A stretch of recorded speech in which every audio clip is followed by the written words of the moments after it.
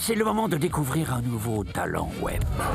Salut les copains, alors pardonnez cette mine fatiguée, c'est parce que je suis en train de battre le record du monde du nombre d'heures passées devant un ordinateur sans dormir. J'en suis actuellement à 54 et j'espère... Excusez-moi. Oui, le record du monde est de 2 semaines. Ah mais c'est un Coréen, ça c'est sûr. Hein. Oh, c'est pas grave, je vous propose de regarder un talent. Si vous êtes aussi nul que David en manga, oui, n'ayons pas peur des mots, malgré les efforts d'Erel, son cas est désespéré, alors plongez-vous très vite dans la seule web série qui peut l'aider. Je suis réalisateur, je suis monteur, je suis organisateur, et voilà, c'est déjà pas mal. Hein. Tu joues aussi dedans? Je joue, et oui, bah oui, c'est moi qui fais le narrateur, Mangano-sama. Entreprise face à la mort, mais aussi et surtout face... Comment est née l'idée de la série ? J'ai commencé à faire du film amateur à la fin des années 90, j'ai toujours aimé ça. Et puis il y a eu la conjonction de plusieurs paramètres. La question de la chaîne No Life, quand j'ai vu ce que faisaient ces personnes-là qui avaient commencé dans la vidéo amateur, dans le film amateur, ben, quand je les ai vus réussir à monter une chaîne, ça m'a un petit peu motivé. J'ai toujours aimé les mangas depuis très très longtemps. Si tu mixes un petit peu tout ça, si tu mélanges, j'adore le noir et blanc aussi. Donc voilà, tu arrives à quelque chose qui s'appelle Raconte-moi un manga. Alors, raconte-moi un manga, ça parle de quoi ? Ben, en fait, c'est comme si on lisait la bande dessinée, sauf qu'on n'a rien à faire, on a juste à regarder un écran. Ravie de vous rencontrer, je m'appelle Otonashi Kyoko et je suis la nouvelle concierge. Alors Godai, dis-lui que tu t'en vas.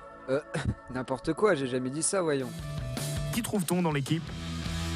Mon rôle principal, c'est d'être le webmaster de Raconte-moi un manga. Donc c'est moi qui ai créé le site internet, qu'on est à sa 3e version maintenant.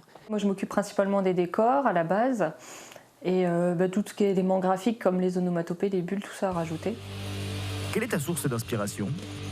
Alors la première inspiration, c'est les mangas, bien évidemment. Surtout, on va dire, je suis fan de ce qu'on pourrait appeler rétro, on va dire fin des années 70, début des années 80. Mes mangas vraiment de prédilection, c'est Akira de Otomo. J'aime aussi beaucoup Tezuka, tout ce qu'il a fait pratiquement, surtout Bouddha, Hinotori. En animation, j'aime bien Isao Takahata, Le Tombeau des Lucioles par exemple, qui est énorme pour moi. Où se tourne la web-série ? Alors derrière moi, c'est un fond vert qu'on a fabriqué en 2009 qui nous permet de tourner les épisodes de Hermum, Raconte-moi un manga. On a commencé à bricoler de l'éclairage de jardin. Le caméscope, on a pris c'est un caméscope que tout le monde peut acheter, un caméscope lambda. On essaye toujours de se servir du bricolage pour arriver à notre série. Comment a évolué la série ? Déjà, il faut regarder le premier épisode pour voir un petit peu l'évolution.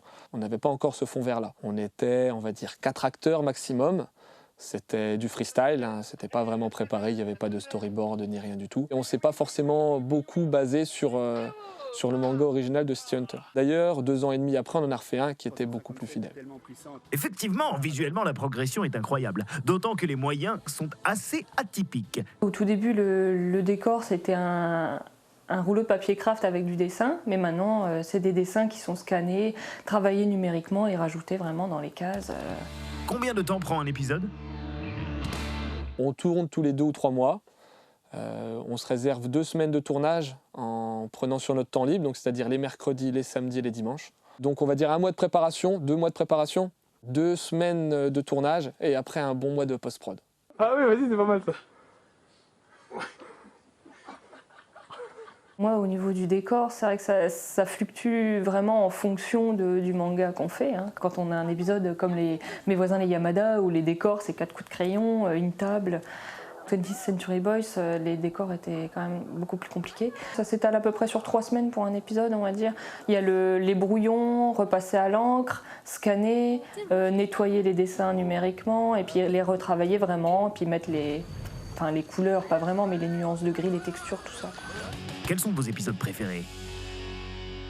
On va dire Maison Ikoku. One Piece parce que c'est vraiment le gros épisode, il y avait beaucoup de monde en tournage, on s'est bien marré et voir le résultat qui était vraiment bien. Un vrai n'a pas honte d'exposer ses attributs mâles au grand jour. Et on est même...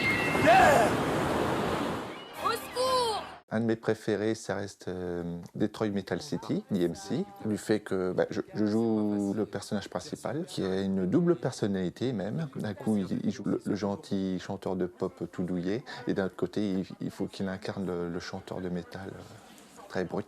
Si vous avez pas de quoi l'acheter, piquez-le. Un dernier mot?